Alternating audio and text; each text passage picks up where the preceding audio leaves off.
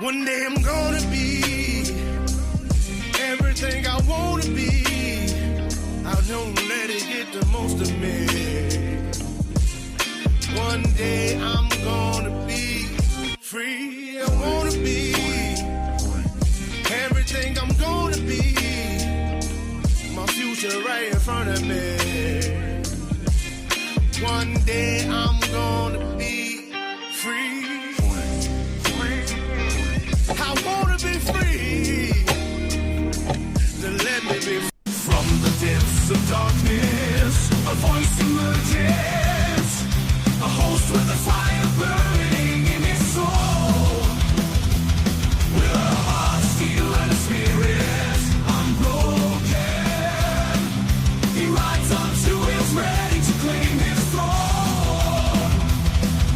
Amidst the chaos and the thunderous roar, insane wheels rise as a force to be reckoned with.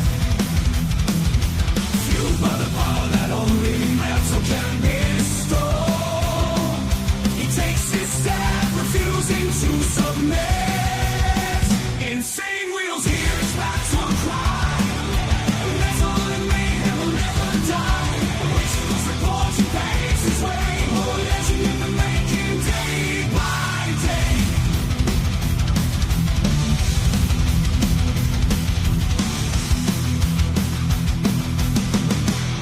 Wow, another humongous news week. We can already see it. We know what's going on. Much love, honor, respect, everybody. Hopefully everyone's enjoying themselves so far. I definitely know that we are. We got a humongous morning, as you guys already can tell. U.S. and Israel strike on Iran. Multiple strikes at that. 4 U.S. soldiers were killed in these strikes, I believe, overnight. But we do have all-encompassing, basically everything, not completely everything from the very, very, very beginning on Saturday. But we're going to be going and discussing from all the news that we got basically from Sunday morning to now. So we have pertinent information for you guys. A lot of it is from today. We even have a press conference from the Pentagon to go ahead and speak about this. But we have many things that we have to get to that point. So as you guys know, we're a chronological timeline scale here. And let me go ahead and just read off what we're looking at here. Trump on Iran, U.S. destroys 9 Iranian ships. And yes, I mean, they legitimately the United States sunk 9 Iranian warships. Then we have Trump vows new attacks on Iran amid operations, as we know. Then Trump delivers new remarks on Iran strikes. That happened yesterday. And then we have Iran threats to close Strait of Hormuz amid strikes. And then we have suspected gunman seen wearing property of Allah shirt during Texas bar shooting. Now, of course, we know that that was going to be a sleeper cell situation in regards to the Iranian attacks. And I actually had a lot of friends and family of mine actually ask me, hey, Mike, what do you think about the sleeper cell situation? You know, do you think this is a problem? It could be a problem. I said it absolutely could and will probably be a problem. You know what I mean? And but we already are seeing a little bit of that. So we have here as well, multiple countries join U.S. in condemning Iran's missile attacks. And then, of course, this was breaking, obviously, yesterday. Several U.S. warplanes crashed in Kuwait. And that one was a bad situation right there, I'm just going to say. Then we have U.S. Central Command targets Iranian airplane carrying drones. Says strikes continue. U.S. force eliminate imminent threats, quote unquote, posed by the Iranian regime with new strikes targeting an airplane and hangar containing drones. Then we have this report breaking as of 3 hours ago, by the way. 4 U.S. service members killed in Iran conflict. And let me go ahead and see if it gives us anything else other than that information. No, it does not. So I do have that information, but hold on. I'll get to it. One sec. Iran, regards to Iran, Tehran is their capital city, will not negotiate with the U.S. Trump open to negotiations. And then, of course, I told you guys that there was a Pentagon press briefing, and that did happen. That happened a couple of hours ago. So Pentagon gives update on war with Iran. And then we have Austin shooting, suspect wore property of Allah shirt. And now they actually have pictures of this guy now. And so we've got that for you. And then the last story of that lineup is U.S. jets shot down by Kuwait in friendly fire incident. That is a terrible shame. All right, guys, so before we get all into it, make sure you guys hit that like button. It helps out the show immensely, and it's free to do. So if you guys are brand new to the channel, make sure you guys hit that subscribe button. This is what we do Monday through Friday, and then, of course, Saturday morning is for members only. And speaking of members only, please consider becoming a member, starting only at $3.99 a month. We're making sure we're not breaking the bank out there with anybody, but check it out. This is what allows us to be on these airwaves as well as have these lights on. So thank you guys for becoming members and staying members. Little side note, follow my Instagram right here at BallValveTV, where I post everything behind the scenes of not only my life, but as well as the show, Millennial Food Time Breaking News, the campaign trail. Make sure you guys follow me over there, man. We have a lot of great things going on, as well as the Discord server. We have 95% of you guys in the IWF in there. If you guys want to join into the discussion and continue these kind of discussions after the show, we have a Discord server for all of you guys. And of course, I participate like a motherfucker in there. Make sure you guys go down to the video description down below and grab that link for the Discord. And we'll be able to hang out. And last but not least, all super chats, super stickers, gifted memberships, and membership signups are, of course, all going to be presented live and shouted out onto the show. But if you guys would like to skip that YouTube 30% brutal cut that they take from your hard-earned cash, by the way, we have these platforms scrolling around the screen, and of course, you guys can donate to those at any time. And of course, I'll read out loud anything that comes our way, just like a super chat. So I've got my email up. Anything comes through, I'll read it out loud. All right, great to see everyone in the chat, man. I'm sorry, I'm kind of running a little behind on today. I'm kind of rushing. We got Sterling Wheel in the building. We got Sick Bastard, my man, and thank you for the raid, but my man, I really appreciate it. We got Beezer in the building as well. Good morning to you. We got SNS, my man. Steve Posey, thank you guys for hanging out with us. We got Warlander and Rabbit of Chaos. Good morning to you. We got Carney's Ride, as well as Cameron. Good morning to you as well. Thank you all for being here, man. We're scrolling down. We got Sterling Wheel coming in with the 420, by the way. Time for kinetic tobacco. Yes, sir, it is. Absolutely. We're getting down with our bad selves. Thank you for that, Sterling. I very much appreciate the 420. We got TVT as well as Brother Dean. Shout out to you guys. Let's see here. We got Dean over there from Motobomb, Virginia, over there on the Facebook side. Good morning, kind sir. We're making our way down. We got Tiffany as well. Good morning. And Lee Lance, my man. Good morning. Good morning. We got Lakered Up with Poncho. And looks like we're almost there. We got Sterling Well gifting out 5 members. Let's go, bro. Super honored by that. Because listen, it's not only helping me, it's helping 5 others in the Breakfast Club. So I very much appreciate you with the gifted 5, man. Thank you for making it rain in here. We got Steve Easy in the chat, as well as my man Job in the building. Shout out to my man. Hopefully you're enjoying the morning. We got Lee Lance coming in, re-upping his membership for now 17 months. Let's fucking go, my man. He's on it. Thank you very much for re-upping for 17 months, my man. Hopefully you've been enjoying, and also as well as learning a lot while we do what we do here, because I learn every day too. We got a Grillipus as well. Good morning to you, kind sir. Good morning, good morning. And it looks like we are all pretty much caught up. Let's go ahead and get right into this, because we got 13 stories to get through. And of course, I'm going to be snippy on this shit. So if there's something that's like, they're overly explaining something and then whatever, we're going to skip over all that shit. We've got so much shit to get through today. Did also want to share this.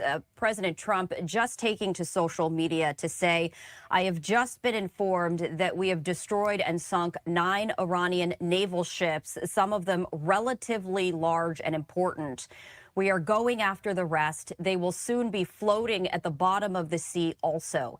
In a different attack, we largely destroyed their naval headquarters. Other than that, their Navy is doing very well. Signed, President Donald J. Trump. Dr. Majid, when you take a look at this very latest... Real quick, what's up?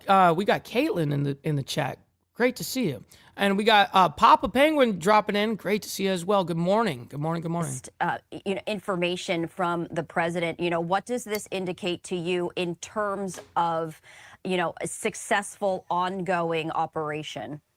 Right. Well, it tells me the policy of appeasement to the regime is ending. Yeah, Easy B. You can go look at them. They're public record. We've also covered a lot of it Not all of it. Of course, there's millions of files, but of course, we've covered as much as we possibly can in that kind of aspect. But yeah, they're public record. Go check it out. Tells me that the free world's wishes are better aligned now with the wishes and aspirations of the people of Iran. That the appeasement paved the way, unfortunately, for this destructive war, as all wars are destructive and costly. And so the best way would have been to empower the people of Iran and recognize their right to overthrow this regime decades ago. But unfortunately, that did not occur, and be engaged in multiple negotiations and agreements with the regime in Iran, which it was only doing not in good faith, but also to only to buy itself time. Okay, well, we already know that kind of aspect. I really wanted to get just so you guys knew that there was 9 warships that were sunk by us, the United States, and they were Iranians' Navy ships. So, of course, these guys are going to speculate a lot here and talk about what may happen next, blah, blah, blah. I don't need to do that. We already know what happened next because that part was from yesterday. So we're going to skip through that. Trump vows new attacks on Iran amid operations. Let's go ahead and see what this has to say on this report. Here we go. And David, I also wanted to share this new update right here. We got here. Perez and Dylan Patterson. Good morning. Trump says new Iranian leaders want to talk, and he has agreed to talk. That's according to an Atlantic magazine interview. When you hear that update right there, what does that indicate, if anything, to you? Well, that's a little surprising. It seems to show weakness by Iran, whoever those leaders are. You would think that they would be defiant. But this also kind of follows the playbook of Venezuela, where we took out Maduro, brought him back here to the U.S., and then... Okay, yeah, well, we know that. We already know that, fucking homeboy. Let's see if we actually can get something here. Yeah, I don't care about that shit right now. Yeah, respectfully. Let's go ahead and see what this tweet is all about right here. Update from Fox News correspondent and anchor Jackie Heinrich saying that I spoke with President Trump briefly this morning before the announcement about U.S. casualties. So he did not comment on that, but some notes. He says the U.S. knows how many targets are left and regarding progress. What's up, brother Josh Phillips? Great to see you in the chat on the Facebook side of things. Good morning. Towards Iranian people taking control of their destiny. Quote, it's moving along. It's moving along rapidly. This has been this way for 47 years. He said, quote, it's moving along rapidly. Nobody can believe the success we're having. 48 leaders are gone in one shot, and it's moving along rapidly. On concern about oil prices, impacts of the Strait of Hormuz, the president said, quote, I'm not concerned about anything, Jackie. I just do what's right. At the end, it works out. He cited good outcomes from Venezuela, operations, attacks on Iran's nuclear facilities with B-2 bombers. He also said, quote, if we didn't do that, they would have had a nuclear weapon within 2 weeks, and then all of this would not have been possible. So President Trump stating that he knows how many targets are left. So a little bit more indication in terms of that. But as we're taking... And Skippy, that is 1,000% a fact, and it's a sad reality. Sad reality. Taking a look at this from the conversation that Fox News host Jackie Heinrich had with the president, does anything from this stand out to you? Well, there's a lot to unpack there. Let's take his comment that they know how many targets are left. That kind of suggests that there's some end point here, that there's kind of a finite strategy, and that once they complete hitting each of the targets, they may back off and cease hostilities towards. I don't like this guy that's talking. I got a question for him as well. Why are you gay? But that's not the reason why I don't like him. He kind of does a little too much of like, oh, if this happens, then this, then this, and then this. It's like it's pure speculation. I really don't need none of that speculation talk right now. I need fucking facts. You know what I mean? Seriously. All right. Speaking of facts, let's go ahead and hear what Trump had to say on this whole thing regarding Iran and the strikes here.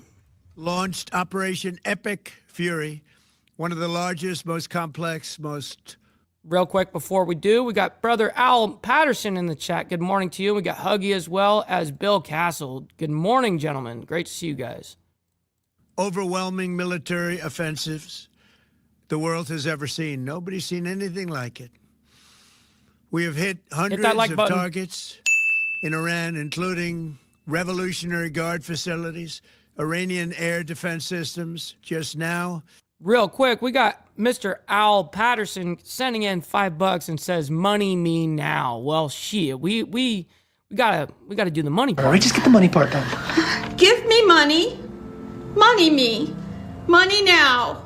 Me a money needing a lot now. My man, thank you very much for that. It's a great message to send out to you and yours. It's amazing. It was announced that we knocked out 9 ships plus their Jimmy naval Mac building, all in a matter of literally minutes. Iran's formerly supreme leader, Ayatollah Khamenei. Real quick, before we do, holy shit, we got to give an honor to this. We got Al Patterson sending out 5 gifted memberships to you guys. Let's fucking go. Yes, sir.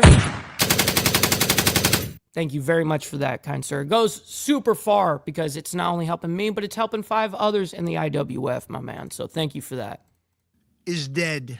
This wretched and vile man had the blood of hundreds and even thousands of Americans on his hands and was responsible for the slaughter of countless thousands of innocent people all across many countries. Last night, all over Iran, the voices of the Iranian people could be heard cheering and celebrating in the streets when his death was announced. The entire military command is gone as well, and many of them want to surrender into saving their lives. They want immunity. They're calling by the thousands. What's up, Bob, up there in Canada? Good morning to you. Happy Monday. Combat operations continue at this time in full force, and they will continue until all of our objectives are achieved. We have very strong objectives. They could have done something 2 weeks ago, but they just couldn't get there.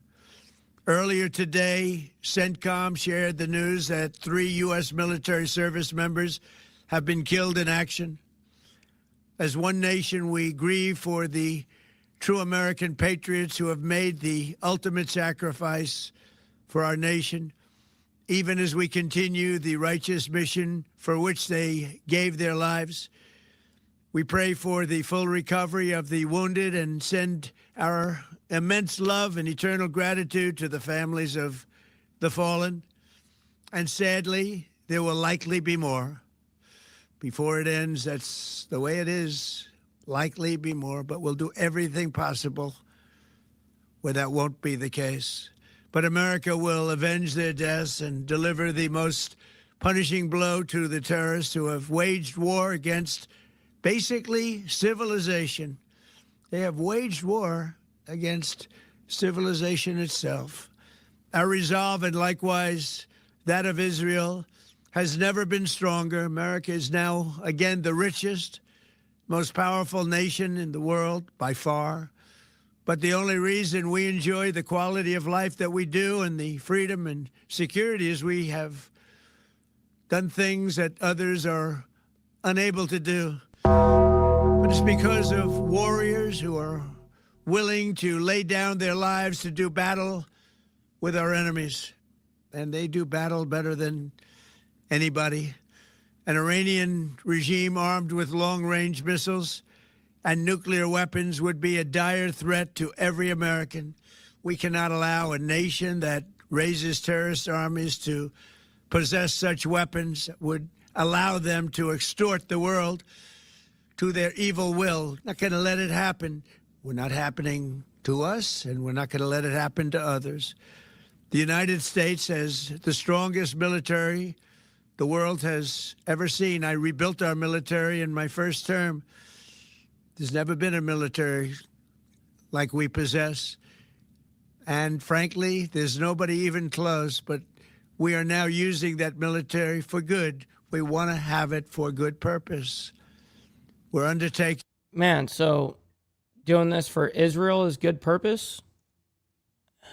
In this massive operation, not merely to ensure security for our own time and place, but for our children and their children, just as our ancestors have done for us many, many years ago. This is the duty and the burden of a free people. These actions are right and they are necessary.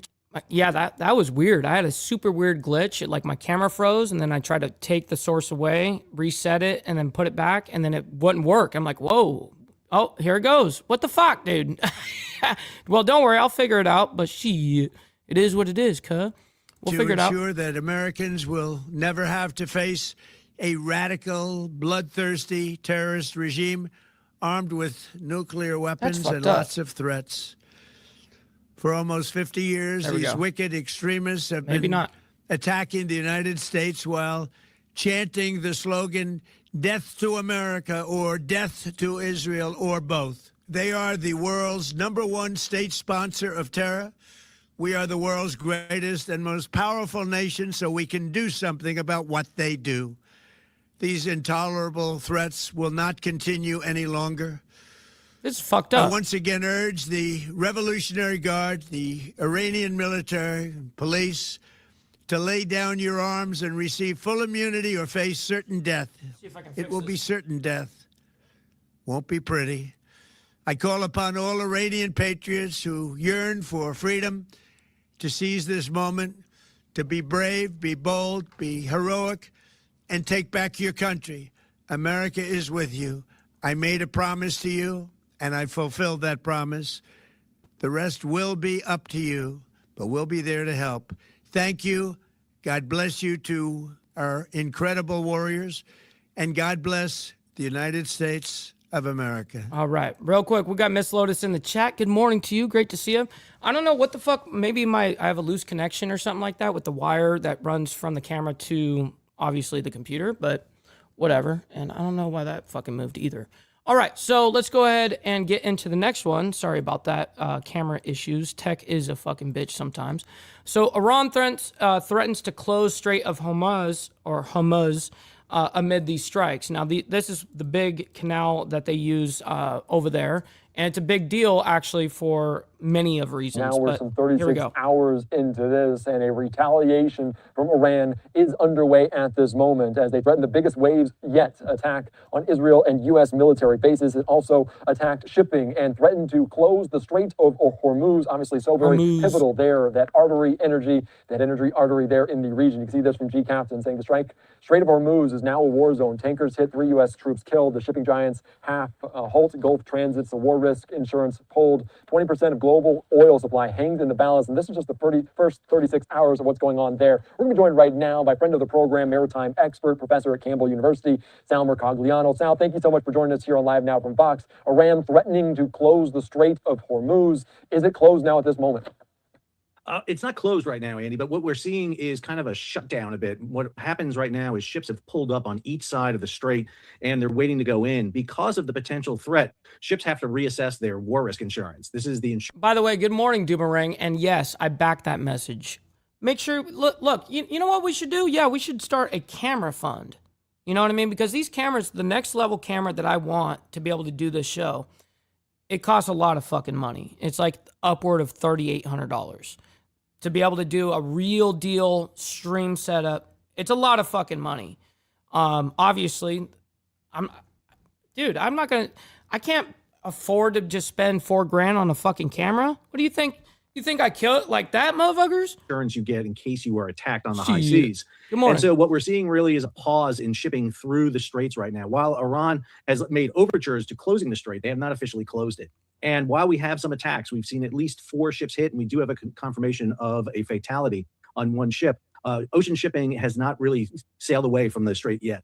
And how are they managing this? Because obviously we're still very early in this conflict. It could go on, as President Trump said, for some weeks. How are the different shipping companies, different nations managing this and watching this?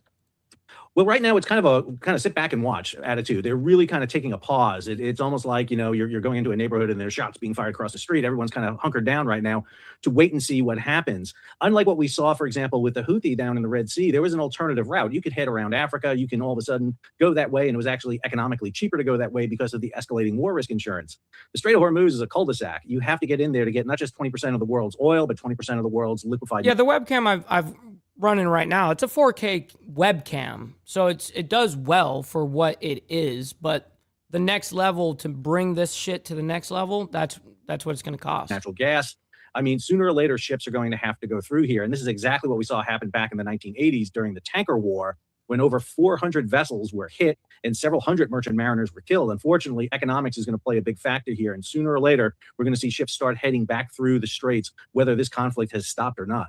And how quickly does it happen that obviously some of this goes on? 20% of the world supply of oil there goes through this very narrow channel. By the way, we have over 117 people in here. Make sure you guys double tap that screen. If you're on the vertical side, hit that like button on the horizontal. I very much appreciate you guys. There, how quickly does it disrupt all of those supply chains? Well, it's going to have a disruption right off the bat. I mean, I can expect Monday you're going to start seeing oil prices begin to spike. But one of the factors we really and by the way, they are spiking. By the way, he was accurate on that sentiment right there. But all right, so we don't need to go ahead and hear any more analysis from this guy. We're going to go ahead and move on because again, we have so many things going on in the media right now. We have to keep up now. To keep in a chronological timeline and to keep on topic regards to Iran and this whole ordeal, we do have a little bit of a sleeper cell situation that happened yesterday at a Texas bar. Suspected gunman seen, well, it's actually, it may have happened on Friday, I'm sorry. Or Friday, yeah, I think it did happen on Saturday. That's what I meant to say. Anyways, so suspected gunman seen wearing property of Allah, quote unquote, shirt during Texas bar shooting. Now, this is most likely going to be a sleeper cell situation. And let's go and see what they're saying. Live now from Fox, I am Andy Mack. Thank you so much for joining us. 36 hours into this Operation Epic Fury. We got brother Roger in the building. Shout out to my man. Good morning. President Trump not taking any questions from reporters as he head back to the White House for the time being. As he said, this will continue on until all objectives are achieved. And there's... Well, check it out, you guys. You know, you guys are saying cat cam for Lucy. Well, okay. Well, if I get that new camera, right, that really, really expensive to bring up this stream like on the next level, but then this camera, I can use this camera I'm using right this second for Lucy. So just think about it, chat. Just saying. Obviously, some demonstrations taking place in areas like Los Angeles, but also concern about what might unfold domestically here on Live Now from Fox. So I do want to continue on with that as we saw a tragedy unfold in Austin, Texas here as we were diving into the latest here about several incidents there as 2 people killed, more than a dozen others injured in a shooting overnight on their Brother Wildcard, good morning. 6th Street Entertainment District. Let's be joined right now by Fox 7 Austin's Alec Nolan. Alec, thank you so much for joining us here on Live Now from Fox. The FBI is looking into this, a nexus of terrorism. What can you tell us? What's the latest update at this moment? And all I want to hear is the facts, and then we're moving on.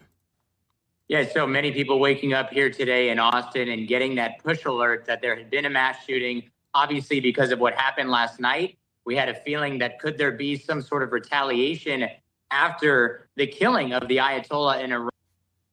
Why are you gay?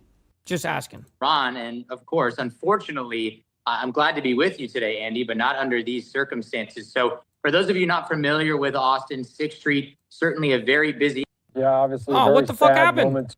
They clipped it out. They clipped it out from his segment. I wonder what the fuck he said. 2 killed, and obviously it could have been much worse if the police weren't so readily available and on the scene very quickly. These guys are fucking dickheads, man. I also want to put up this here as we talk about this potentially nexus of terrorism. The FBI still looking into it. Not sure of the motive at this moment, but Mil Belusion saying the photo has been obtained of this mass shooter armed and wearing a shirt that says... Nope, that's false, Steve Easy. By the way, my fridge never has Cool Whip containers in it. Never, ever. I don't even like Cool Whip. So, just saying, shit. Stop the cap. Of Allah, of course, talking about what's going on in Iran. Did they get into any specifics about the motive, about what they're looking into in regard? Just so you know, when my women send me home with like a plate or something like that, it goes into a proper Tupperware. Yeah, that's the skill that you got to go at. You don't want to go for the Cool Whip container, ladies. You got to get proper Tupperware, ladies. We have standards around these parts, you know? Parts to that. Yeah, we potentially, I mean, the word potential is what is being used. So we are saying a potential active terror. This is something that they said early on in that early morning press conference. I've had multiple reporters on this. We just had a reporter actually outside the suspected gunman. I know that there's a different tier level. House. I can tell you that. We do know that there was 8 FBI agents, APD officers going to that home, coming out with boxes of what appears to be evidence. There's also a white car in the driveway there that it looks as though someone has bashed in the window there. We're not quite sure what that is. We also saw people coming in and out of the house. We talked with a neighbor who said he saw drones, who said he saw canine units, SWAT teams coming in with assault rifles as well, getting a search warrant on this home. And in terms of the potential act of terrorism, we haven't gotten that as an exact motive from APD or FBI agents. And honestly, I don't suspect to hear from them. Yeah, Warland, the ones that are glass. The glass ones. And dude, I can actually go grab one for you right now. Shit. For the rest of the night. But I can tell you that image that you showed there, which we have put out as well from Fox 7 Austin here. We also obtained a video, which you can find on my Instagram, Alec Nolan TV. And you can watch it. That there's a suspected gunman there on the ground after appearing to get shot. And if you pause the video, and I know it's blurred in there and you can't see it, but I can tell you from watching that video, it is that same property of Allah hoodie that you're seeing right there. So once again, we don't have confirmation as to the motive right now, just being investigated as a potential act of terror. We do know that he lives in Pflugerville. If you're from Austin, that's not far away. All right, ladies. I promise I'm going to get your stuff back to you. I do promise I'll get your stuff back to you guys. You know. Stop the cap, homies. You know what I mean? Shit. All right. Back to this shit. Point made. Let's go. Away about 20 minutes north. And it looks as though he lives with other people. And I believe he became a naturalized citizen about 20 years ago, a legal citizen, I should say, and then a naturalized citizen in 2013. So we're continuing to get more information. But as you know, Andy, it sometimes takes a while for law enforcement. Yeah, it takes them a little bit of time as they're kind of diving into all these leads. If it was just something you picked out of the closet, or if there was something specific around exactly what you wore to obviously unload this, and 2 people losing their lives, dozens other injured. I do want to ask you more about Austin, because we know the University of Texas, so prominent in the community there. How aware are people in Austin of what's going on in Iran? How aware are they of the politics of it all? Because obviously a young kind of crowd, a college town, so to speak. How aware are you of the global... That's facts, by the way, Naomi. Facts. ...implications of what's going on in Iran? That's a really great question, Andy. I think people need to understand that Austin, certainly out of all of the cities here in Texas, I would argue, is the most aware, I would say, of what's going on politically, globally, economically, internationally. This is a college town, but you're also talking about a very highly educated area. Yeah. All areas are highly educated, sure. But I really don't care about any of that. But this is the picture right here of the guy that, according that they're reporting that did this. It says property of Allah. So that's something to definitely think about. Going into this investigation, right? So they're going to find out more, obviously. Nonetheless, we're going to move on. Again, we've got a lot of stories to get through. Multiple countries to join U.S. in condemning Iran's missile attacks. So let's go and see what they're discussing here. Let me go ahead and bring this up. 3, 2, 1. And also, you know what we haven't done yet either, bro? I mean, fuck, we haven't embraced our fuck-ups yet. Don't beat yourself up over past mistakes. You are going to fuck up again in the future, quite possibly in a most spectacular fashion. Why worry about yesterday's fuck-ups when you have tomorrow's fuck-ups to look forward to? You are a fuck-up, and fucking up is part of your growth process. Embrace the process. Indeed, embrace thy process. And make sure you guys hit that like button. Double tap that screen if you're on the vertical side. We've got over 118 people in here. Let's go ahead and do this. All right, here we go. Next story here. Welcome back to Live Now from Fox. What's up, Stacks? I'm Shauna Good morning. Kawafi, continuing to follow the latest developments out. And I got you, Beezer. Why are you gay? of the Middle East. At least 3 U.S. service members have been killed and 5 others seriously injured in Operation Epic Fury as the U.S. struck Iran on Saturday morning.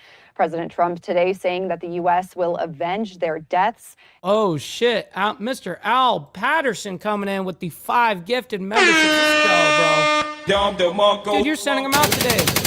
My man, shit.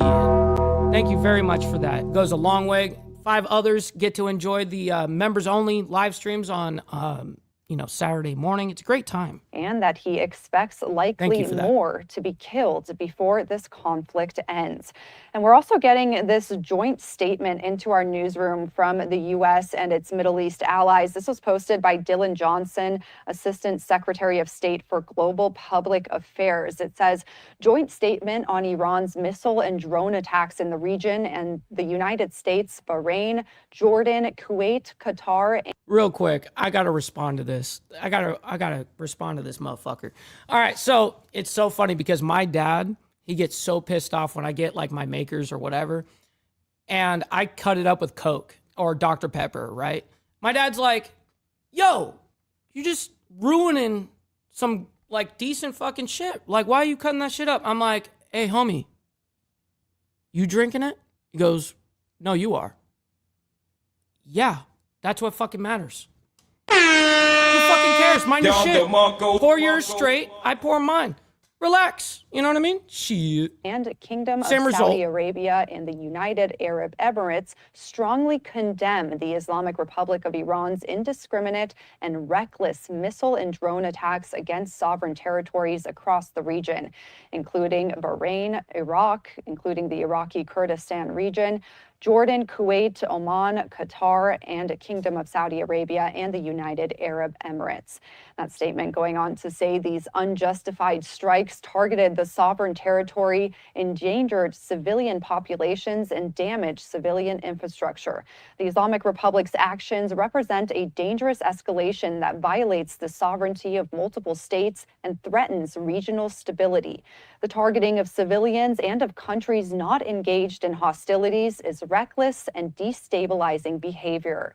He says, we stand united in defense of our citizens' sovereignty and territory and reaffirm our right to self-defense in the face of these attacks. We remain committed to regional security and... Okay, this is cool and all, but I'd actually like to, let's get like a list, a proper list. Let's see what's actually happening here. Many of them carry cotton. Fox News. Here we go. Let's see what happens here. Looks like it brought me here for a reason. There's something being reported here. We'll see. So that was CB Cotton talking about how people in the U.S., the Iranian communities here, are reacting to this weekend's strikes on Iran, also the elimination of the supreme leader Khamenei. We want to bring in right now an expert on this, political scientist, Dr. Benjamin Rad. Thank you so much for being here with us. My pleasure. So let's start with, since we just heard in that story some of the reaction here in the U.S., how are the people inside of Iran reacting? Fantastic question. Reacting to this weekend's strikes, also the death of the supreme leader and some other powerful figures in the Islamic regime. Now, either way he answers, I'm going to say there's always two sides, okay? You've got the radicals that are, of course, and some of the, whatever people in Iran that are going to fucking absolutely be devastated over this shit. They're going to be even more politically charged up now. And then you're going to have the others that are celebrating the whole thing. So it's kind of like, I don't know, man. It's not always like, oh yeah, the majority of everybody is just loving it and parading around. I'm sure there is a lot of that. But being realistic of the situation, there's going to be the other side that's going to be now politically charged like a motherfucker. Yeah, I'm sure many people have seen on social media the videos What's up, Seymour? and images My of man, street good morning. celebrations, of fireworks going off, of people celebrating the demise of the supreme leader and what they're hoping is going to be either the fall of the regime or at least a change of guard or relaxation of the police state that they live under, the oppression they live under on a daily basis. So, but they are guarded, they are cautiously optimistic because they know that the battle's not over. They know that the regime still has a lot of elements still intact and is still capable of extreme violence. And of course, with so many powerful figures within the regime being taken out at this point, what's next for leadership? We did hear a little bit earlier today, President Trump had a phone call with the New York Times where he was asked about what's next for leadership in Iran. He said there are some choices about who could lead next. We also heard from Iran's top national security official saying an interim committee will run the country until a successor is chosen for the supreme leader. So what's next in terms of leadership for the What's up, David Roberts? Islamic regime, and what steps would need to be taken to reach democracy that many Iranians are calling for? So let's start with the first step here. And its constitutional system has a process for selecting the next supreme leader.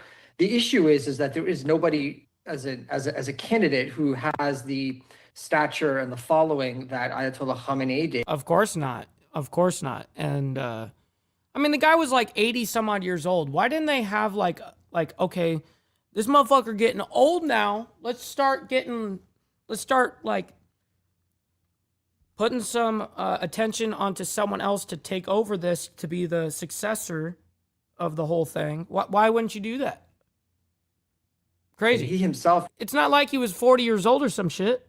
Was really not qualified. He was sort of elevated into the position by Khomeini, his predecessor, the founder of the Islamic Republic, on his deathbed. So, Khamenei was a unique, singular figure. He was the last of the old guard that was part of the founding generation of the Islamic Republic.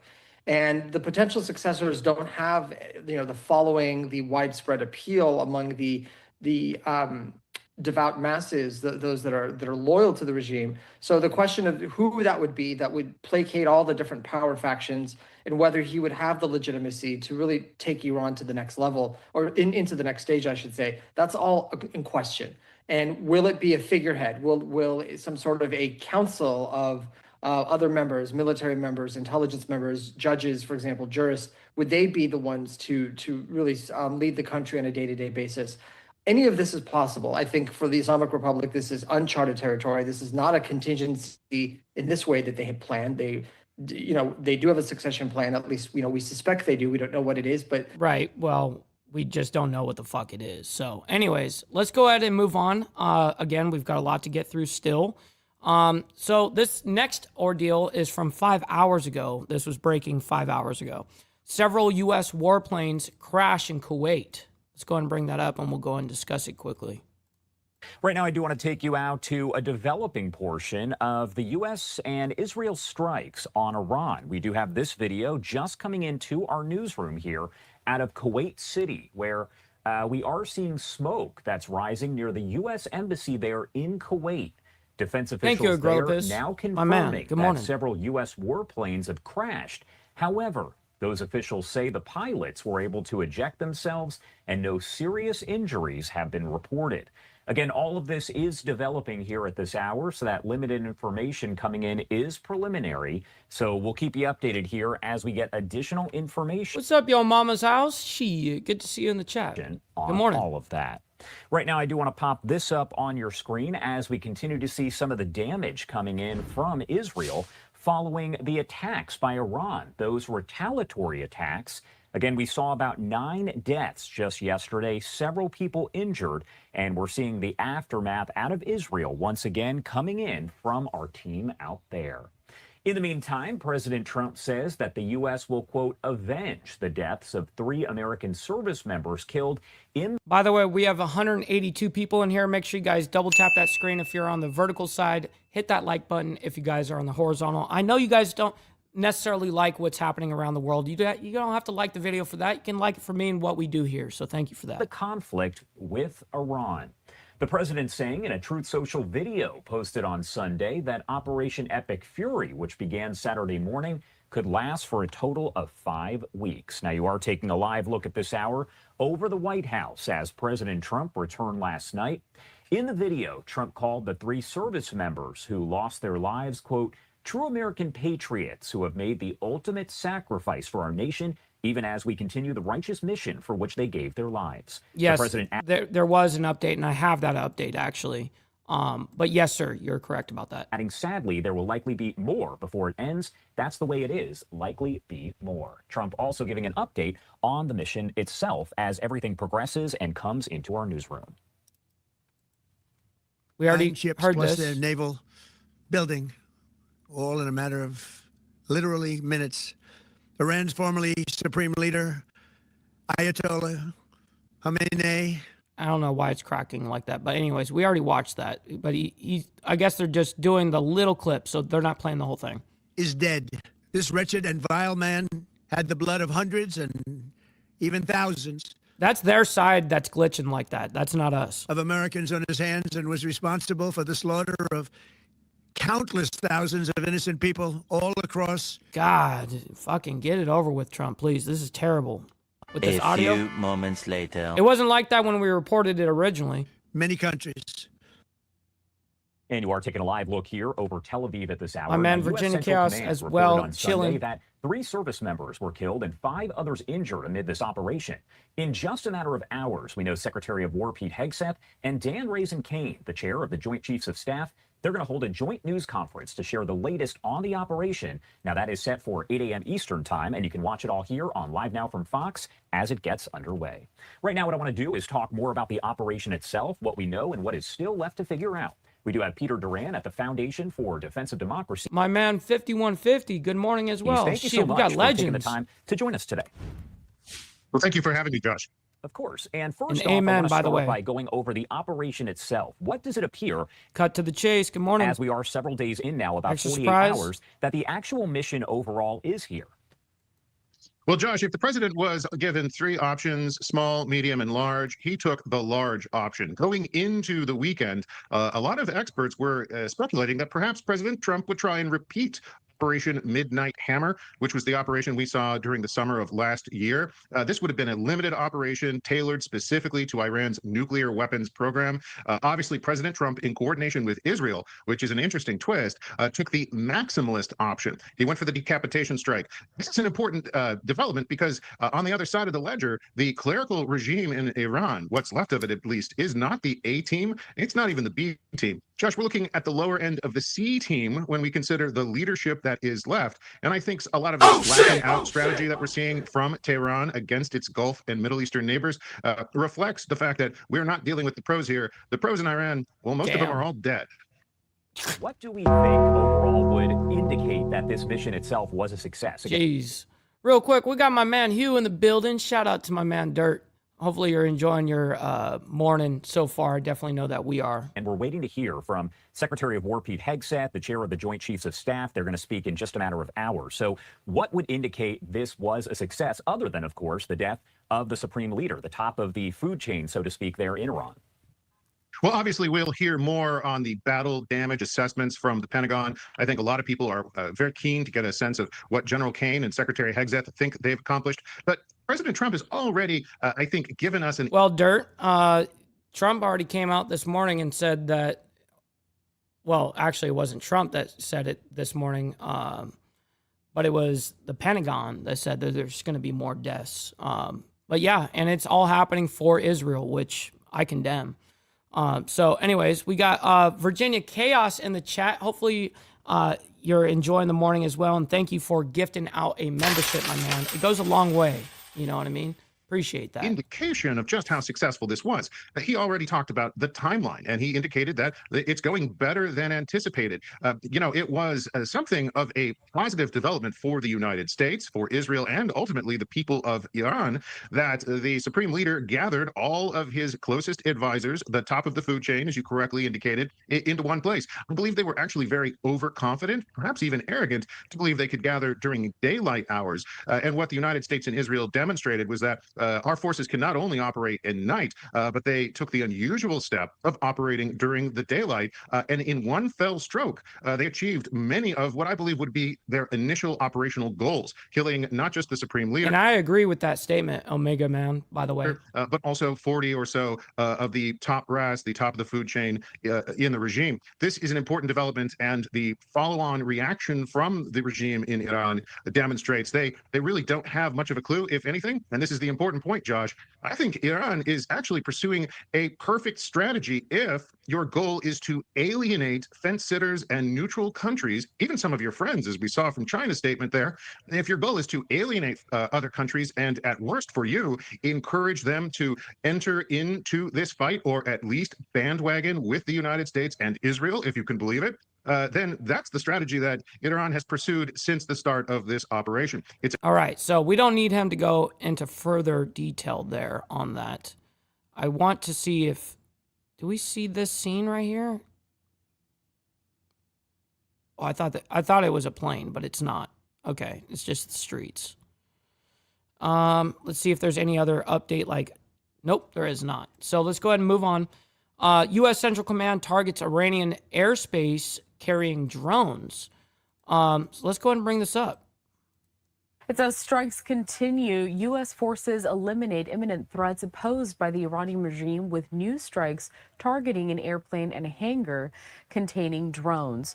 Also, Sentcom has released a new video of several of those strikes that are still being conducted. So take a look at that. This is courtesy of Sentcom over on their social media platform. Supposedly, this airplane and a hangar had a whole bunch of drones, or that's where they were stocking drones, or whatever the case is. And this is now unclassified video from U.S. Central Command. Platform on X. It comes as the Associated Press says that Iran fired missiles at Israel and Arab states Monday. And yeah, yo mama, that is true. I think we already reported it. Yes, I'm making sure. Scrolling. Nope, here it is. U.S. We haven't reported it. I just told you guys about it. U.S. jets shot down by Kuwait in friendly fire incident. So I do have that for us coming up.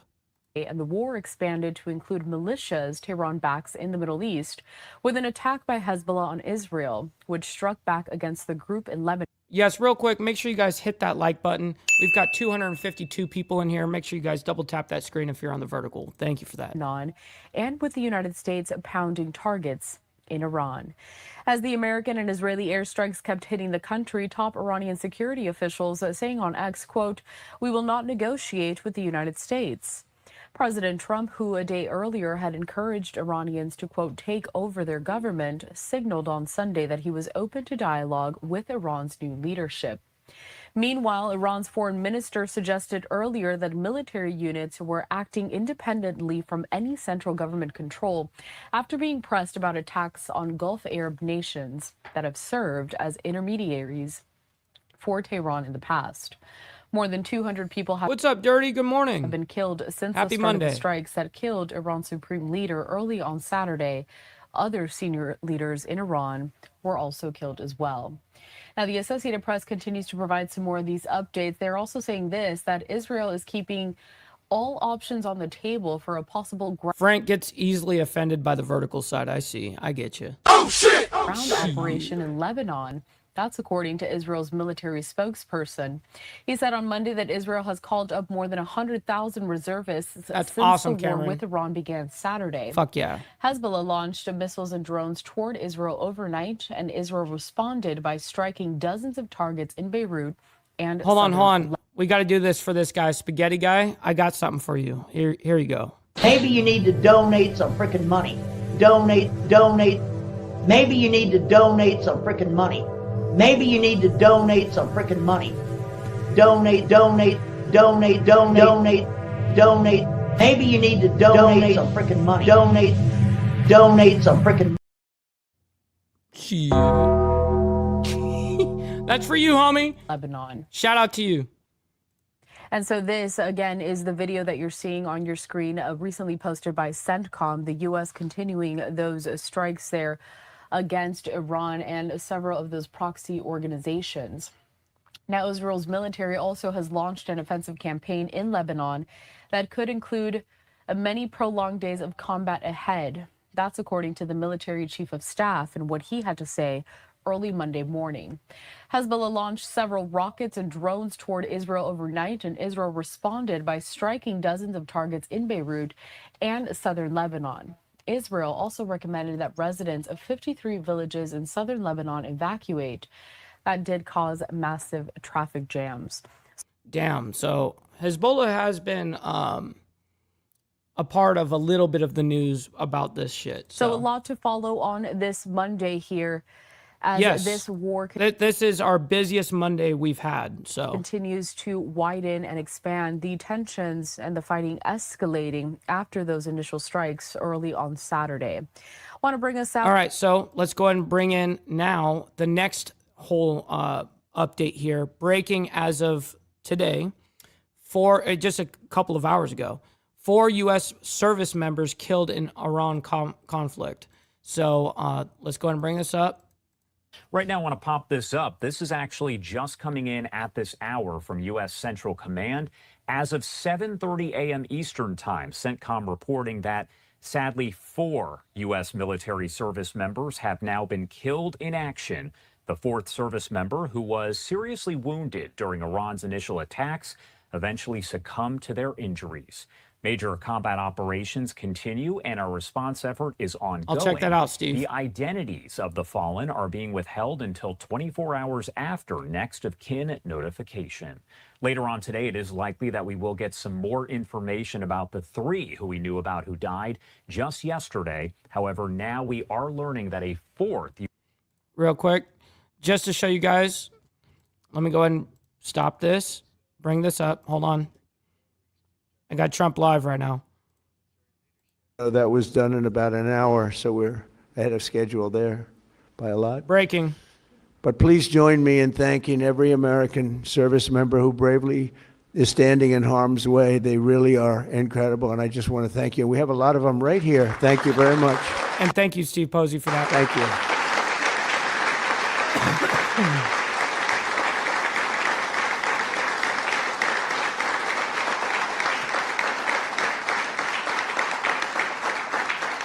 Thank you, everybody. We have a lot of great service members here with us, too, in this beautiful building. Isn't it beautiful? Oh, shit, real quick.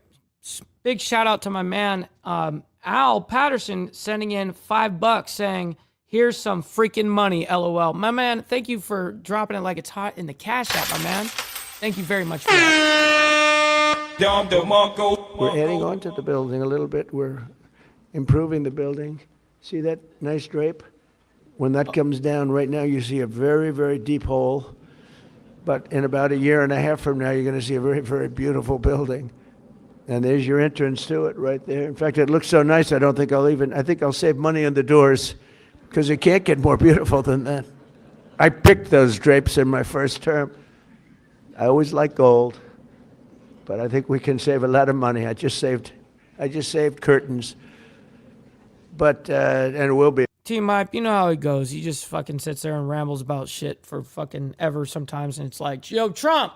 A few moments later. Get it on with. It'll be spectacular. It'll be the most beautiful ballroom. I believe it because I built many a ballroom. I believe it's going to be the most beautiful ballroom anywhere in the world. And when you hear all that hammering out there, you know why the First Lady is not thrilled exactly. She said, will the pile drivers ever stop? You know, they go from 6 in the morning till 11:30 in the evening. Can you imagine? Here. You know what? To me, that's a beautiful sound. She doesn't like it. I love it. You know what? To me, other than here, because we're donating it, not a penny to the taxpayer. It'll be under budget, ahead of schedule. It'll be $400 million or less. Real quick, we got my man, Virginia Chaos, sending in $5 on the Cash App as well, saying more freaking money. Hashtag Virginia Chaos. My man, thank you very much for that. Making it rain in the Cash App.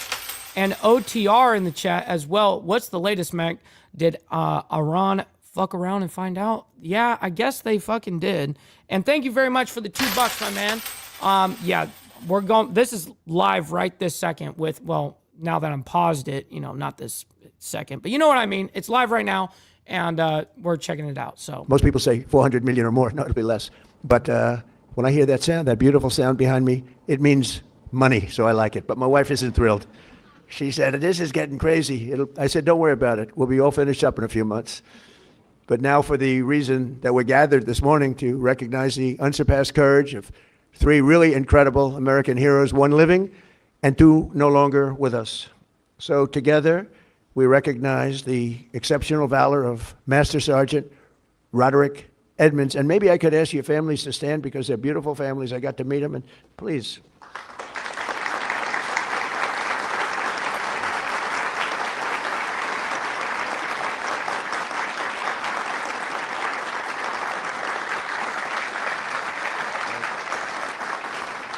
So Staff Sergeant Michael Ollis and Command Sergeant Major Terry Richardson, as they receive our nation's highest military award, the Congressional Medal of Honor. That's and awesome. We're pleased to be joined by Secretary of War Pete Hegseth. He's busy. He's busy, very busy guy. In fact, I said, if you want, Pete, you can avoid it. General Raisin Kane also. And they said, we don't avoid this one. This is one you wouldn't avoid for anything, right? So we appreciate that you're here. Secretary of Veterans Affairs, who's doing an incredible... Well, that's great. They're doing a Medal of Honor ceremony, which is great. So 3 soldiers are to receive this. So anyways, let's go ahead and get back to what we were doing. We need to get back to what we were doing here. Let me go ahead and bring this back up here. Here we go. U.S. service member has died as a result of their injuries. President Trump making Now, it this clear- was 7:30 this morning Eastern Standard Time. There was a report of 4 U.S. service members have been killed in action. The 4th service member, who was seriously wounded during Iran's initial attacks, eventually succumbed to their injuries. Major combat operations continue, and our response effort is ongoing. Man, just totally brutal. In that video you just saw that the U.S. will avenge the deaths of Be all safe of out there, those easy. American service members who were killed in these attacks. This, of course, is all part of Operation Epic Fury that we're expecting to get an update on from Secretary of War Pete Hegseth in just a matter of moments. The president saying in that Truth Social video that Operation Epic Fury could actually last for 5 weeks in total. And he called those service members who died, quote, true American patriots who have made the ultimate sacrifice for our nation, even as we continue the righteous mission for which they gave. All right, so we heard that. Now we got to just get facts and move. I mean, we just got so much going on. This is our busiest Monday we've had. So anyways, this is as of 3 hours ago. Tehran, which is in Iran, obviously, will not negotiate with the U.S. Trump open to negotiations. Let's go ahead and bring that up and see what we're discussing here. Look now over in Tel Aviv as I read some of the latest reporting courtesy of the Associated Press. It says this: the U.S. and Israel pounded targets across Iran on Sunday. What's up, my man, Jack Telcott? My man, hopefully you're enjoying your morning as well. Blessings all the way around. Dropping massive bombs on the country's ballistic missile sites, wiping out warships as part of an intensified military campaign following the killing of Iranian supreme leader. Blasts rattled windows across the country and sent plumes of smoke high into the sky above Tehran. More than 200 people have been killed since the start of the strikes. That's according to Iranian leaders. But as the bombardment went on, the conflict widened beyond the U.S., Israel, and Iran, with Iran-supported militant groups in Iraq and Lebanon claiming strikes on Israel and a U.S. base. Gulf states also warning that they could retaliate against Iran after strikes that hit key sites and killed at least 5 civilians. And after Britain said it would let the U.S. use its base as part of the war effort, Cyprus said a drone attack targeted a British base on the island. So there is a lot to get to, a lot to follow along. I also want to bring us out to this. It's a social media post from Israeli Air Force. Take a look on your screen. So it shows that the IDF intensified that a short while ago, identified. Not intensified, identified. I don't know why she said I don't know why she said that. The IDF identified that a short while ago. That a short while ago, missiles were launched from Iran toward the territory of the State of Israel. Defense systems are operating to intercept the threat. In the last few minutes, the Home Front Command issued a preliminary directive directly to mobile phones in the relevant areas. The public is requested to exercise responsibility and act in accordance with the guidelines. They save lives. It goes on to say one must enter protected spaces upon receiving the alert and remain in them until a new announcement exit from the protected space will be permitted. Only after receiving an explicit directive, continue to act in accordance with the Home Front Command's guidelines. So again, a lot to get to on this front. Joining us now live from Jerusalem in Israel is going to be Alex Trayman. He is the CEO and Jerusalem Bureau Chief at the Jewish News Syndicate. Alex, good morning. Thanks for joining. Good morning, Carell. Yeah, we just are hearing booms overhead as my family's inside the bomb shelter here in Jerusalem, and I popped out just to get on this interview. And I guess that's what I want to start with, because you had mentioned to me off camera before that, yeah, you had. Okay, cool. I really don't care about that. I'm looking for this. This is what the whole reason why this was this was a topic right here is what I was looking for. I was trying to be allowing it to get to that point, but anyways, we will not negotiate with the United States. This is Iran security chief says country will not negotiate with the U.S. Iran security chief. Negotiate with the United States. So obviously this directed to the U.S., but Israel implicitly involved within the statement as well. Alex, what do you make of this going forward when it comes to any kind of de-escalation tactic, perhaps? Well, I think we're past the escalation. I think the Iranians were given very, very forced warning about what would happen if they did not negotiate. The reason why we're in this now is because after the 12-day war in which the United States and Israel struck at the nuclear facilities and some of the ballistic missiles, this was the warning to Iran saying, hey, we're going to take out this nuclear capacity. We're going to take out the ballistic missile capacity. And we just expect you now to behave without that. And what did we see? We saw that Iran was and Jack, you actually left out one country as well that ties into all these other countries that you named. What do you think that would be? That would be Venezuela. Trying to figure out how to restart its nuclear program and was increasing its production of ballistic missiles. And then President Trump entered into a negotiation with them and gave a very stern warning about what would happen if the negotiations broke down. That's exactly what happened. The negotiations broke down, and the president and Israel have to make good on their word now. And they recognize that it's not only the weapons, it's the people. And you just showed a picture of Larijani. I think Larijani is probably the next target on the list. I believe that his days as the security. Okay, so I'm sure that, yeah, he's right that his days are numbered, kind of our ordeal, and that's exactly what's going to probably end up happening. All right, we got to move on. Now we got to get to the Pentagon. Now, this is a fucking long one. We're not going to play this whole thing. We're actually going to try to skip around and try to get highlights of this because it's way too fucking long, and we still got more to get to. So, anyways, we're running late on this one. We're already past an hour and 7 minutes, so, wow. All right, here we go. We're bringing this up. It's a big Monday. Well, good morning. We just finished an update with Admiral Brad Cooper, the Sentcom commander, across the Sentcom AOR, our leadership and troops, as you would expect, doing a fantastic job. 2 days ago, under the direction and direct orders of President Donald J. Trump, the Department of War launched Operation Epic Fury, the most lethal, most complex, and most precise aerial operation in history. For 47 long years, the expansionist and Islamist regime in Tehran has waged a savage, one-sided war against America. They didn't always declare it openly, except for their constant chants of death to America. They did it through the blood of our people.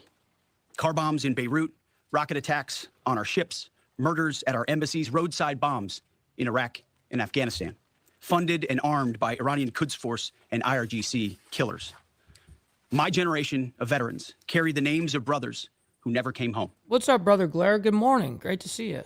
Brothers butchered by Iranian-backed roadside bombs and well-armed militias, thousands of our own. We didn't start this war, but under President Trump, we are finishing it. Their war on Americans has become our retribution against their Ayatollah and his death cult. It took the 47th. Wow, real quick. My man, Virginia Chaos, you're a super kind and thoughtful dude. He says, some overtime pay for Mike, hashtag Virginia Chaos, sending in $5 on the Cash App. My man, thank you for that. Making it rain in here. Yes, sir. President, a fighter who always puts America first, to finally draw the line after 47 years of Iranian belligerence. He reminded the world, as he has time and time again, being an American means something unbreakable. If you kill Americans, if you threaten Americans anywhere on earth, we will hunt you down without apology and without hesitation, and we will kill you. President Trump has also been very consistent. Crazy regimes like Iran, hell-bent on prophetic Islamist delusions, cannot have nuclear weapons. It's common sense. Many have said it, but it takes guts to actually enforce it, and our president has guts. Iran's stubborn and self-evident nuclear pursuits, their targeting of global shipping lanes, and their swelling arsenal of ballistic missiles and killer drones are no longer tolerable risks. Iran was building powerful missiles and drones to create a conventional shield for their nuclear blackmail ambitions. Let me say that again. A conventional shield for their nuclear blackmail ambitions. Our bases, our people, our allies, all in their crosshairs. Iran had a conventional gun to our head as they tried to lie their way to a nuclear bomb. It almost worked under Obama and his terrible deal, but not under this president. Turns out the regime who chanted death to America and death to Israel was gifted death from America and death from Israel. This is not a so-called regime change war, but the regime sure did change, and the world is better off for it. Today, in their desperation, the enemy is unmasked as Iranian missiles and drones rain down indiscriminately on the hotels, airports, apartments, and other civilian targets of their neighbors. Cowardly terrorist tactics from a regime that for decades has trafficked in cowardly terrorist tactics, lies, death, and destruction to this day. The Iranian leadership has built nothing except proxies and missiles and drones and deeply buried nuclear factories and facilities. Peaceful nuclear ambitions do not need to be buried underneath mountains. Last June, Operation Midnight Hammer obliterated their nuclear program to rubble. Afterward, we told them plainly, that's it, now make a deal. They arrogantly refused. We said, rebuild it, and we'll stop you again, this time far worse. Well, President Trump, Secretary Rubio, Steve Witkoff, Jared Kushner, they bent over backwards for real diplomacy, offering pathway after pathway to peace. I watched it. I was there. They tried over and over and over again, earnest attempts at peace. The former regime had every chance to make a peaceful and sensible deal. But Tehran was not negotiating. They were stalling, buying time to reload their missile stockpiles and restart their nuclear ambitions. Their goal, hold us hostage, threatening to strike our forces. Well, President Trump doesn't play those games. And as Secretary Rubio said after the Maduro raid, if you don't know, now you know. President Trump puts America and Americans first. He doesn't hesitate, and neither do our troops. The mission of Operation Epic Fury is laser-focused.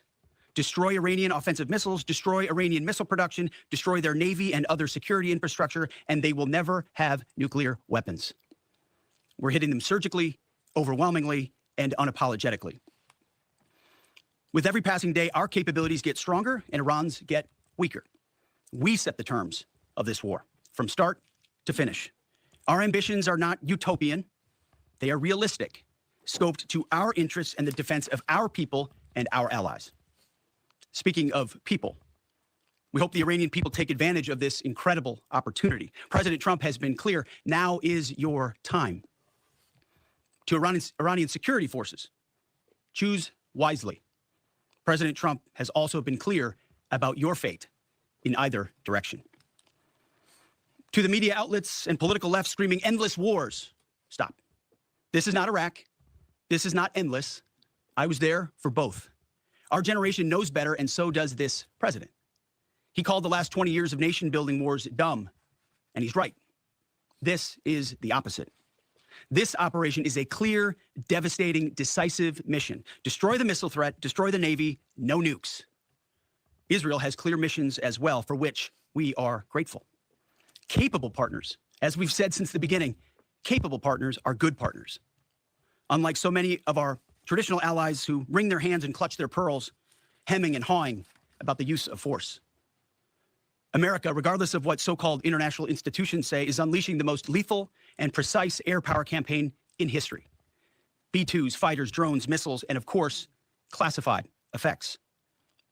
All on our terms, with maximum authorities. No stupid rules of engagement, no nation-building quagmire, no democracy-building exercise, no politically correct wars. We fight to win, and we don't waste time or lives. As the president warned, an effort of this scope will include casualties. War is hell, and always will be. A grateful nation honors the 4 Americans we have lost thus far and those injured. The absolute best of America. May we prosecute the remainder of this operation in a manner that honors them.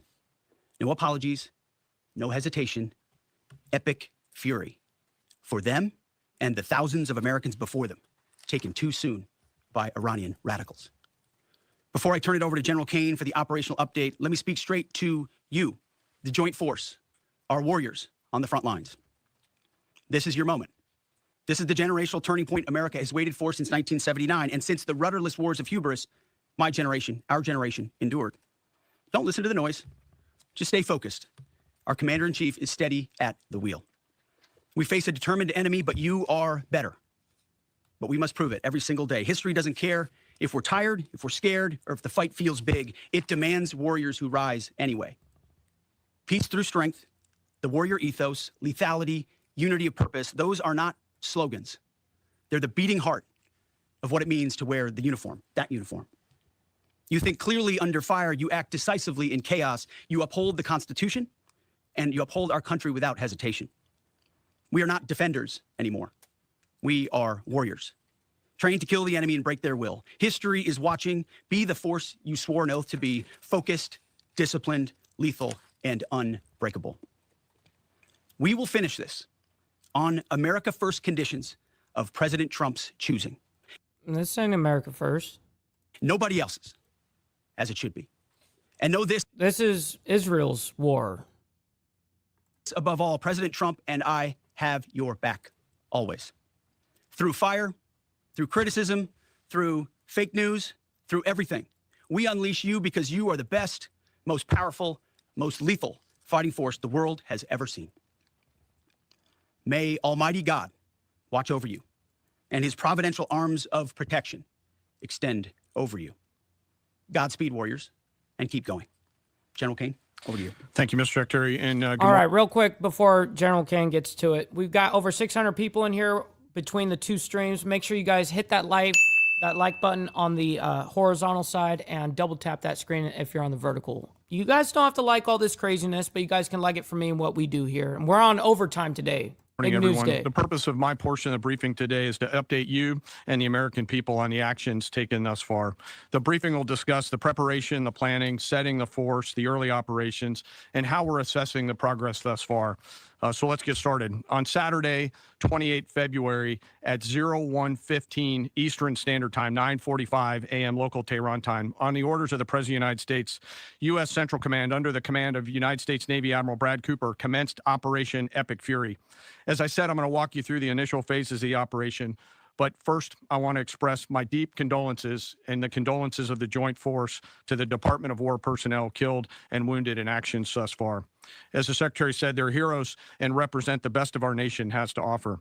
They're true examples of what selfless service means. Our deepest and heartfelt condolences are with their families, their friends, and their units. We grieve with you, and we will never forget you. Additionally, I stand here before you today grateful for each service member, planner, logistician, operator across our joint force, for our Department of War civilians, our intelligence community teammates, our interagency teammates who continue to stand in harm's way alongside us. I am proud of all of you as you take the fight to the enemy, and we are the best in the world at integrating, period. I want to extend my personal gratitude to the dedicated commanders and senior enlisted leaders and the enlisted members of the Joint Force who are fighting this fight across the Sentcom AOR. In addition to Admiral Cooper and Fleet Master Chief Compton, I want to highlight a few today. U.S. Army Central Command Commander Lieutenant General Pat Frank, who along with his team are fighting the counter-missile and counter-drone fight. United States Navy Central Command Commander Vice Admiral Kurt Renshaw and his team, who are engaged with the Iranian Navy and projecting American naval combat power from the seas. And United States Air Force Central Command Commander Lieutenant General Derek France and his leadership team, who are crushing Iranian targets from the air. I want to highlight the support to the Sentcom fight from other combatant commands who are directly involved with this effort, to include U.S. Spacecom, U.S. Cybercom, and U.S. UCOM. I also want to specifically call out United States Transportation Command and U.S. STRATCOM for their contributions to this fight. We cannot project American combat power at the time and place of our choosing without both. And finally, I want to express how deeply thankful I am for the continued service and sacrifice of the entire Joint Force and their families. Their unwavering commitment and dedication are the cornerstones of this effort. So let me start with a few details. First, to be clear, as the Secretary said, this is not a single overnight operation. The military objectives that Sentcom and the Joint Force have been tasked with will take some time to achieve, and in some cases will be difficult and gritty work. We expect to take additional losses, and as always, we will work to minimize U.S. losses. But as the Secretary said, this is major combat operations. So let me talk about the preparation and the planning. On February 28th, the full strength of America's armed forces came together in a unified purpose against a capable and determined adversary. The United States Army, Navy, Marine Corps, Air Force, Space Force, Coast Guard, and our reserve components integrated across our combatant commands and began coordinated operations with the Israeli armed forces of an unprecedented scale. As the Secretary laid out, our military objectives are clear. Our mission is to protect and defend ourselves and, together with our regional partners, prevent Iran from the ability to project power outside of its borders and be ready for follow-on actions as appropriate. Across every domain, land, air, sea, cyber, the U.S. Joint Force delivered synchronized and layered effects designed to disrupt, degrade, deny, and destroy Iran's ability to conduct and sustain combat operations. On the U.S. side, this marked the culmination of months and in some cases years of deliberate planning and refinement against this particular target set. From precision strikes against key military infrastructure to persistent intelligence and targeting integration to the close coordination of the components across vast distances, this operation again demonstrated America's reach, readiness, and professionalism, and that of our joint united force. It was historic not only in the operational scope, but in the level of joint integration displayed across every element of the joint force. And as I said earlier, this work is just beginning and will continue. So now to talk a little bit about setting the force and setting the theater. On the order of the Secretary of War over the last 30 days to reinforce deterrence and provide the President with credible options should action be required, the Joint Force began to systematically reposition assets and personnel across the region. These movements ensured that U.S. forces remained postured, protected, and ready to respond decisively for any emerging threat. This deployment included thousands of service members from all branches, hundreds of advanced fourth and fifth generation fighters, dozens of refueling tankers, the Lincoln and Ford Carrier Strike Group and their embarked air wings, sustained flow of munitions, fuel, supplies, all supported with command and control, intelligence, surveillance, and reconnaissance network. And the flow of forces continues today. In fact, Admiral Cooper will receive additional forces even today. This rapid buildup of forces demonstrated the Joint Forces' ability to adapt and project power at the time and place of our nation's choosing. I want to highlight a couple specific cases for you. The Gerald R. Ford Carrier Strike Group, which many of you know was down in the Western Hemisphere, redeployed across the Atlantic to set the theater. The ship, her crew, their families, and the entire strike group took a deep breath and, as they always do, began planning to conduct combat operations. The integrated reserve and National Guard forces have continued to demonstrate the value of America's reserve forces, including the Wisconsin Army National Guard operating in Kuwait and Iraq, and Air National Guard units from a variety of states to include Vermont and Virginia. In the case of the Vermont Air National Guard and the 158th Fighter Wing, they were mobilized for Operation Absolute Resolve and then were tasked to take their F-35As across the Atlantic instead of going home to be prepared to support this operation. The same is with our Air National Guard and Air Force Reserve Command tanker and mobility forces who step right out of their civilian jobs to deploy and to protect the region. Lastly, I want to highlight the unsung heroes of warfare, our American logisticians and sustainment force, those who quietly work every day behind the scenes to project and sustain America's combat power. Our leaders from World War II were right when they said, "What's up, brother GEG? Good morning to you, kind sir." Professionals do logistics. As regional tensions rose, the Joint Force elevated our force protection measures on the order of the Secretary and repositioned discreetly civilians and non-essential personnel designed to ensure the safety and security of our Joint Force. By the time operations began, only essential forces remained on our bases and in theater, all ready, capable to respond. So now let me move to H hour. At 3:38 p.m. on Friday, February 27th, the United States Central Command, through the Secretary of War, received the final go order from President Trump. The President directed, and I quote, "Operation Epic Fury is approved. No aborts. Good luck," close quote. In the region, every element of the Joint Force made their final preparations. Air defense batteries readied themselves, checking their systems to respond to Iranian attacks. Pilots and crews rehearsed their strike packages for the final time. Air crews began loading their final weapons, and 2 carrier strike groups began to move towards their launching points. Across the globe, our operation centers came alive in Tampa, Florida, here at the Pentagon, and of course forward in the Central Command AOR. As always, operational security was paramount. as we sought to maintain and sustain the element of surprise. This operation was highly classified so that at H hour, the enemy would see one thing: speed, surprise, and violence of action. The first movers were U.S. Cybercom and U.S. Spacecom, layering non-kinetic effects, disrupting and degrading and blinding Iran's ability to see, communicate, and respond. At H hour, the beginning of major combat operations, 01:15 local Eastern Daylight Time, 9:45 local AM Tehran time, as dawn crept up across the Central Command AOR, the skies surged to life. More than 100 aircraft launched from land, sea, fighters, tankers, airborne early warning, electronic attack, bombers from the States, and unmanned platforms, forming a single synchronized wave. This was a daylight strike based on a trigger event conducted by the Israeli Defense Forces, enabled by the U.S. intelligence community.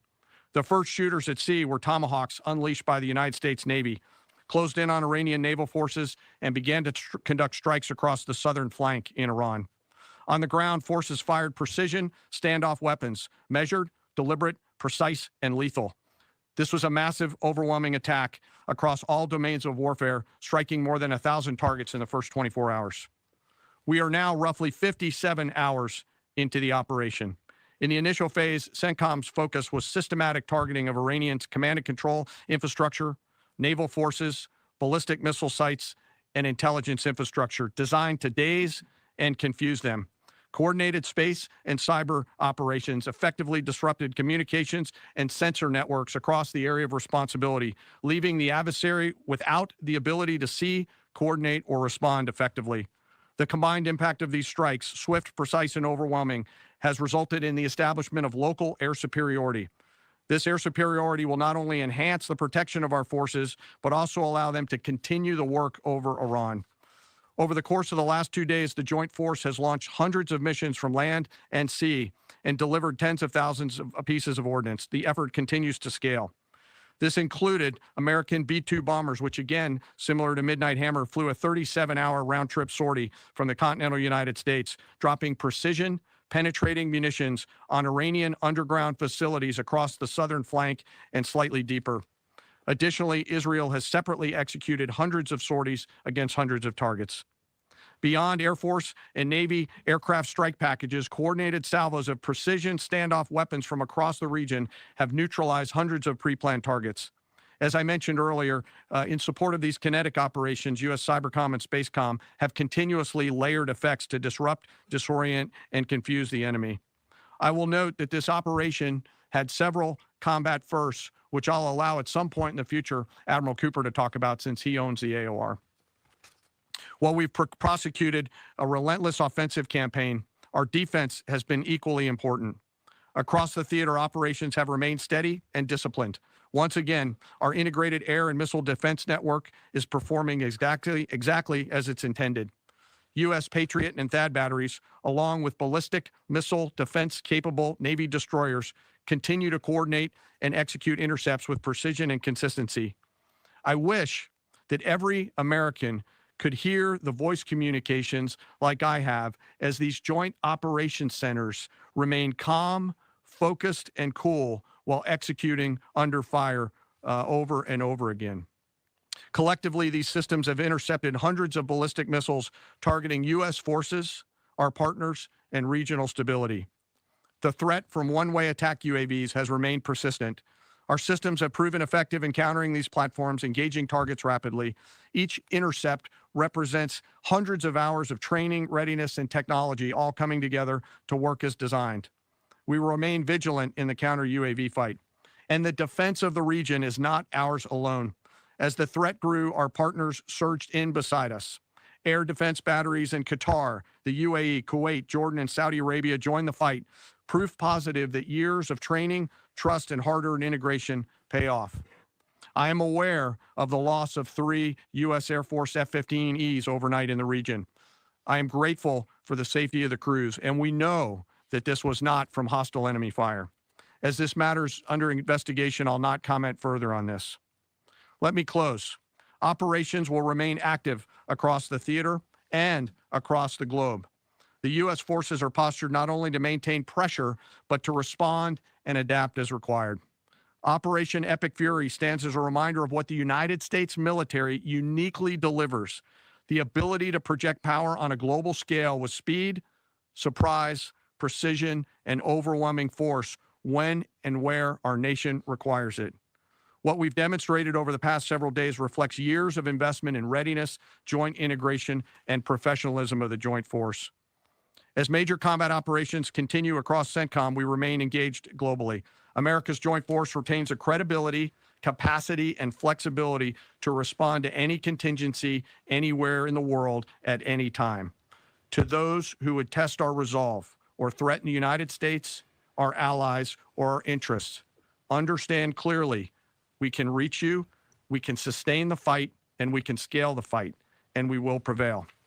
To the American people, your joint force remains steady, frosty, calm, and focused.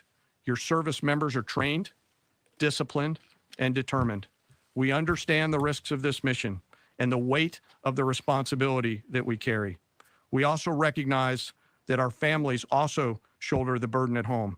You are a part of this too. What's up, Red Lipstick? Great to see you in the chat. Good morning. I am proud today, as I am every day, to stand as a member of America's joint force. There is no mission too complex, no distance too great, and no adversary too determined for the men and women who wear our nation's uniform. We mourn our fallen, we honor their families, and we continue our mission with focus. Yeah, Steve Posey, we got one more story after this. Unity. U.S. jet shot down by Kuwait in friendly fire incident. And then, yeah. And anyways, strength. This is almost done right I'm here. happy to take any questions. Thank you, Mr. Chairman. Right here. Go ahead. Thank you for your time. What percentage of Iranian long-strike capabilities are still in the fight, and what is our exit strategy here, and when will it be deployed? Well, they have long-range strike capabilities, which we are hyper-focused on. The brief we got just this morning, Admiral Cooper knows exactly and precisely what kind of threat matrix he's looking at, the way they might change their techniques, and how we adapt to that. So we're making sure the theater commander has absolutely everything he needs. I mean, one of the things the chairman mentioned is for months and months, even before we built up, we ensured that we had maximum defensive capabilities in theater to allow the president the decision space in the future. So even before this build up in the last 30 days, we discreetly brought defensive assets in to make sure, understanding that there are Iranian capabilities. As far as time frame, I would never hang a time frame from our perspective. The commander-in-chief sets the op tempo and terms of this fight. As I said, it's on his terms, and we'll make sure that Admiral Cooper and his team have everything they need, not just to defend. I mean, the best defense is good offense. And so we're aggressively pushing into that airspace over that southern flank to ensure that we control it and we destroy anything. No, Seth, and all, I gotta be honest. I mean, at least look, I've got a playback speed of 1.25, so it's sped up a little bit. Moves that would attempt to shoot. Otherwise, we'd be here all day. Shoot us. Think of it as shooting the archer instead of the arrows. That's where we want to be, and we have the kind of exquisite intelligence to get over the top, find that, and destroy it. It won't happen overnight. This is a big battle space with a lot of capabilities. That's part of the reason why it's such a threat to us. That's why I talk about conventional umbrella to blackmail nuclear ambitions. They were building up this conventional arsenal in order to ensure that no one would ever block them from their ability to get nuclear weapons. So we're very clear-eyed about the nature of this Iranian threat, and we're going to get after it. I don't know if you have anything to add to that, Mr. Chairman. Thank you for the question. The only thing I'll add is, unlike an operation, a single operation like Midnight Hammer or Absolute Resolve, it'll take some time for us to conduct battle damage assessment, and the targeting cycle that Sentcom will run will take those things into effect. Admiral Cooper will adjust his plan and fires accordingly to ensure that we're attriting that. He's focused on long-range strike capability coming out of the enemy, and that's a key and essential part of it. Of the capabilities that still exist from the enemy front? Yeah, that's what I mean when I say we're still doing BDA. Normally we'd be able to see a singular thing and we'd assess pretty quickly. He's doing offense and assessment simultaneously. Shit. Speak of the devil, there's Charles. My man, hopefully you're enjoying your morning over there in Australia from down under. It's like, what, for you, like 2 something in the morning? So it'll take longer for us to assess than it would in a single operation. Secretary Hicks, thank you. Reagan Reese with the Daily Caller.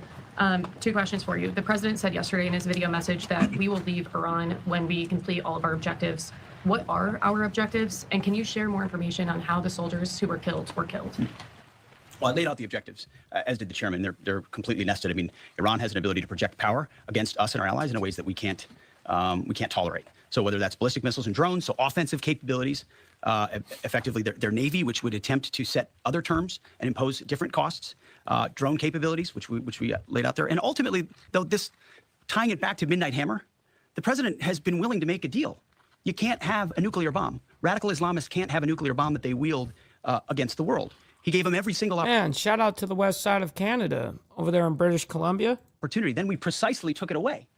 And even then, after that, they didn't have that. They didn't come to the table with a willingness to give it away. So ultimately, those nuclear ambitions, which never ceased, are something that had to be addressed as well. So that's a discrete sense of what's being addressed here to ensure that they can't use that conventional umbrella to continue a pursuit of nuclear ambitions. And then as it pertains to the U.S. casualties, that particular incident was, you have air defenses and the lot's coming in and you hit most of it. And we absolutely do. We have incredible air defenders. Thank you for that, Cameron. Every once in a while, you might have one, unfortunately, we call it a squirter that makes its way through. And in that particular case, it happened to hit a tactical operations center that was fortified, but these are powerful weapons. So we certainly will do, as I said, moments like that as we remember them and we take care of them and take care of their families, only stiffen our resolve to ensure that we do this properly. Thank you. All right, so we're going to go ahead and move on into our very, very last segment here. I very much appreciate you guys sticking with me. It's been a long news morning where we never usually go past at least, max. We'll push it to like an hour and 15 minutes. But yeah, today's been a humongous news day. Right now, we are taking a live look over Tel Aviv at this hour, as we know that sirens have been sounding once again over the past several hours as Iran launches those retaliatory attacks following this weekend's strike by the U.S. and Israel on Iran. Of course, that attack killing Iran's supreme leader, Ali Khamenei, and about 48 other top Iranian officials. As we follow all of this, we have been checking in with Javed Ali over at the University of Michigan. He is following everything as it develops here and joins us now live. Javed, as always, thank you so much for taking the time to be here. Now, they're about to get into discussions of U.S. jets shot down by Kuwait in friendly fire incident. So let's see if they're in the middle of discussing and then all of a sudden it breaks out or something like that. Okay, I actually see the actual tweet here of it. So if they don't immediately start talking about these this friendly fire incident, I'm just going to skip ahead to where I see where they're talking about it. Josh, always nice to be with you. Thank you. Of course. And what I want to ask you is kind of an overarching question here as we look at everything that's played out over the last little more than 48 hours Yeah, here. I know, 5150. What has kind of stood out to you about what we know, but also what we don't know necessarily? Oh, my God. So, Josh, now that we're into day 3 of this conflict, at least right now, it is unfolded in a way that I had assessed it would. And I wrote it. Oh, my God. I don't care about that fucking shit, dude. I care about U.S. fucking jets being shot down in Kuwait in friendly fire incident. That's what I care about. Why are you... Okay, here we go. Let me skip ahead to where we guarantee where we see this. This probably do happen more than we... It's coming up. Hold on. In Kuwait, here it is. As we were talking, we just got this statement coming in from Sentcom. Okay, it just came in. So, see, they should have clipped all of that 7 minutes and 54 seconds out and just put this fucking shit out. You know what I mean? But see, unfortunately, it takes people like me doing this to be able to do, skip the bullshit for you. So, listen, make sure you guys hit that like button, man. We've got 403 people in here between the two streams. Hit that like button and double tap that screen if you're on the vertical side.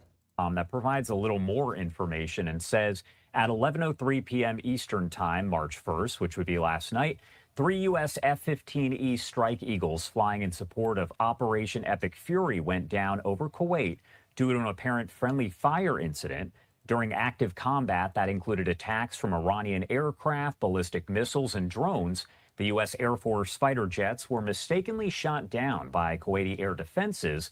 All 6 air crew ejected safely, have been safely recovered, and are in stable condition. Wow. Kuwait has acknowledged this incident. That's humongous to be able to survive something like that. And we are grateful for the efforts of the Kuwaiti Defense Forces and their support all of them in this ongoing operation. The cause of the incident is under investigation. Additional information will be released as it becomes available. So again, we're just learning all about this, and that's the brief statement put out there by Sentcom. So as we get additional details, we're going to bring them to you folks at home watching us right now.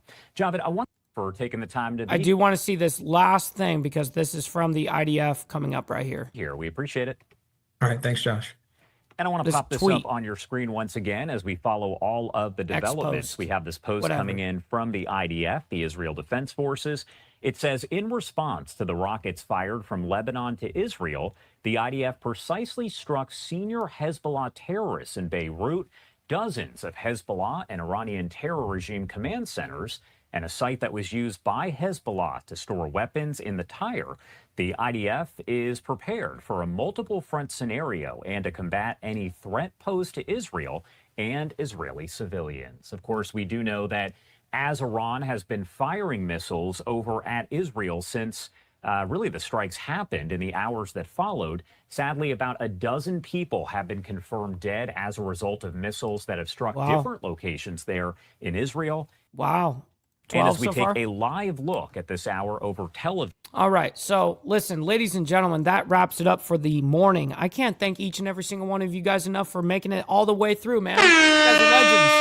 We had a lot to get through. I told you guys this is probably going to be the busiest and it was the busiest Monday we've had. So thank you all for sticking around and hanging out with us. Make sure you guys stick around also for the raid. We're going to be sending you guys over to our buddy Sick Bastard. Let him know we're coming through with the Mike Ball raid and go show him some love and hit that like button over there as well. So very much appreciate you guys. God bless everyone. We'll see you guys very soon. We'll see you guys tomorrow morning for more of the world's madness. Till then, much love.